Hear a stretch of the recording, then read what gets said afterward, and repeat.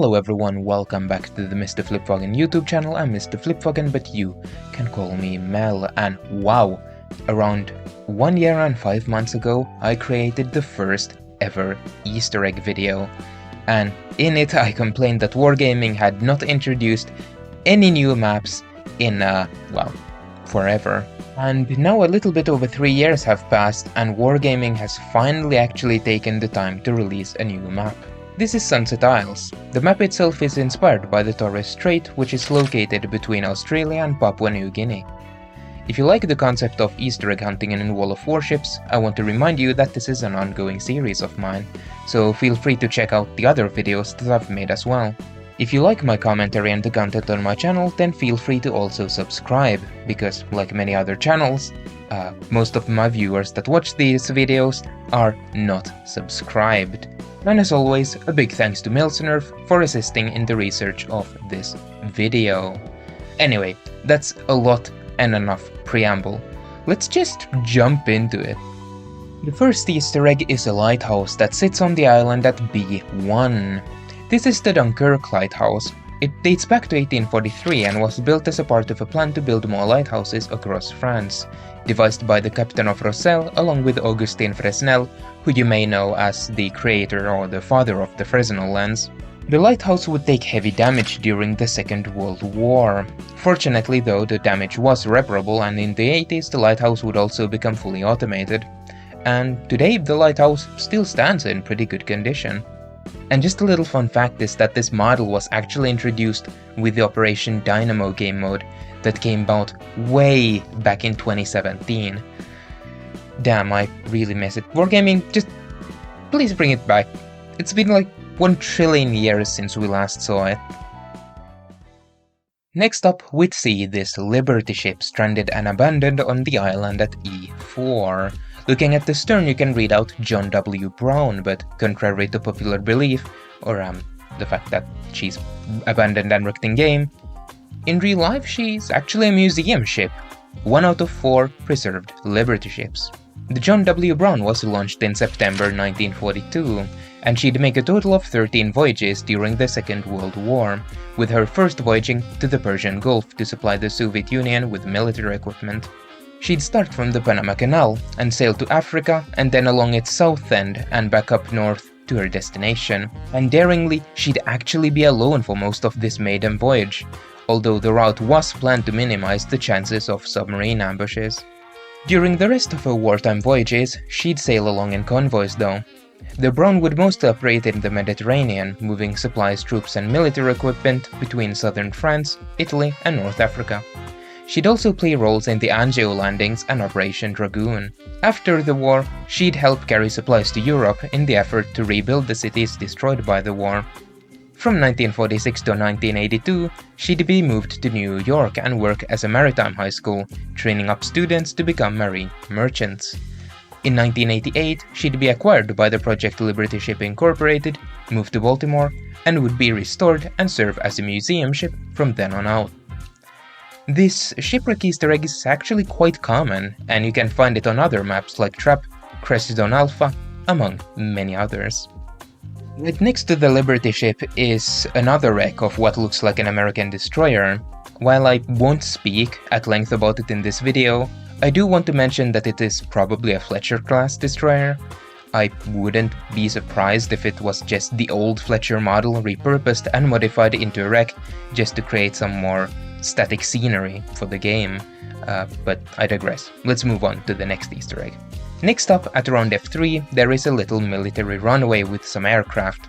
I believe that these aircraft are F-6Fs, or the same planes that we covered in the New Dawn video. The airbase itself is probably not a reference to any specific aerodrome in real life, so yeah. But still, this was a little detail I wanted to mention. Next, let's take a look at this little steamship at F4. On the bow, you can clearly see the name NOC, and on the funnel, the letter E is painted on. Despite this seeming like a decent amount of information to start with, searches yielded nothing. Mill actually managed to find a source featuring the funnel with the white E on it, but the ship it belongs to, the ML-83 South Tyne, looks nothing like the ship in game. So What could this ship be? Well, if we had to guess, it once again seems to be fictional. Made up tale. It's a total fabrication. If I have to guess though, there may be a blueprint or a sketch that this ship is based on, and perhaps the E on the funnel and the name Nock were just given to give life to this otherwise nameless model. But of course, if you have any information or any idea on what this ship is, then please let us know in the comments down below. Moving a little bit east, we can see this church. This is Vår Frue Kirke, located in Trondheim in real life. It was built in the late 1100s and was originally known as Maria Kirke, or St. Mary's Church, but it was later renamed to Vår Frue Kirke, meaning Our Lady's Church. The church has been through quite a lot though, and has seen many changes to its structure. The church has been a victim of fires at least 5 times in 1531, 1598, 1651 and 1681, and 1708. But through all the fires, the stone walls remain standing, which has allowed for multiple reconstructions and refits. Like during the Baroque and Rococo, the church was fitted with interiors and details symbolic for those respective eras, but they have since been removed in yet more refits. From what I've understood, the church tower was only erected in the 18th century, and it originally had a flat roof, but it was changed to the pyramidal one at the turn of that same century. The top of the tower has seen use as a washroom for the fire department of the city, and during the Second World War, air defense would keep watch there. At one point the church was also whitewashed, but that washing has been removed in order to restore the original medieval vibe. Next up is this little wooden yacht with the name 7 Bells written out on the stern and on plaques along the ship. And unlike the last ship, this one was a lot easier to find information on. This is, well, the 7 Bells. It was a 43-foot yacht designed by the Stevens brothers, and these boats were built between 1929 and 1933. 17 of them were commissioned in total, and 7 of them have actually survived, like the Vivienne, Adora Blue, and of course the 7 Bells. The 7 Bells itself was launched on the 1st of November 1929, originally under the name Bobanet. The ship would be resold multiple times throughout the years, and during the Second World War in 1942, it would be sold to the US military, and it would see use as an anti-submarine net tender in the San Francisco Bay Area.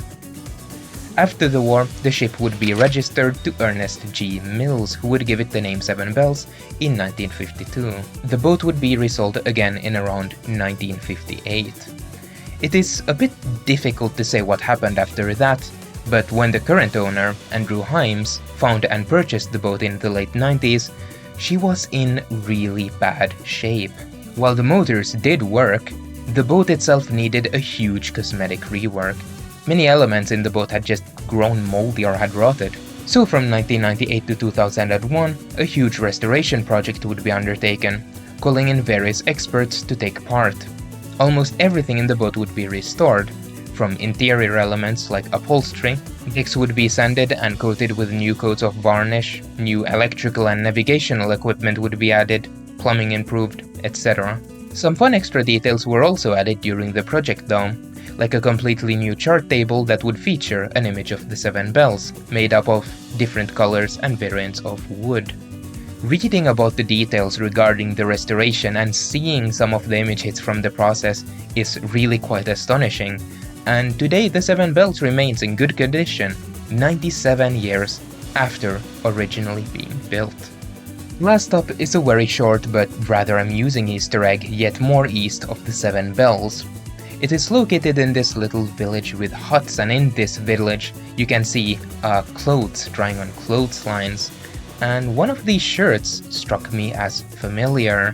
The black shirt seems to be a piece of official World of Warships merch, the Ship Happens shirt to be specific, that you can actually buy from the merch store, not sponsored of course. There are some other notable shirts here that could also be World of Warships merch, like the blue shirt with what looks like a steering wheel motif. I didn't find anything on the merch store that looked similar though, so perhaps it could just be something more generic. It could also potentially be a previous drop that Wargaming just doesn't sell anymore. And well, that was it. I had honestly expected a lot more unique Easter eggs on this map, perhaps location-themed ones. Hell, even in one of the dev blogs, Wargaming explicitly mentioned that the Green Hill Fort was located in this area. You know, this would have been a good opportunity to model it and add it in here, but alas, that's not what we got. Besides the Easter eggs though, while I've played this map less than a handful of times, the experiences I've had are generally quite positive, and I honestly think that this might be one of the better maps at high tiers. But I'll reserve that judgment to whenever I make a World of Warships map tier list. Anyway, that is it for this video. If you liked it and want to see more like it, then please like and subscribe, and feel free to comment what you think, or if I missed anything. But yeah, I've been Mr. Flipwagon. May Saint Anhalt bless you, and I will see you in the next video.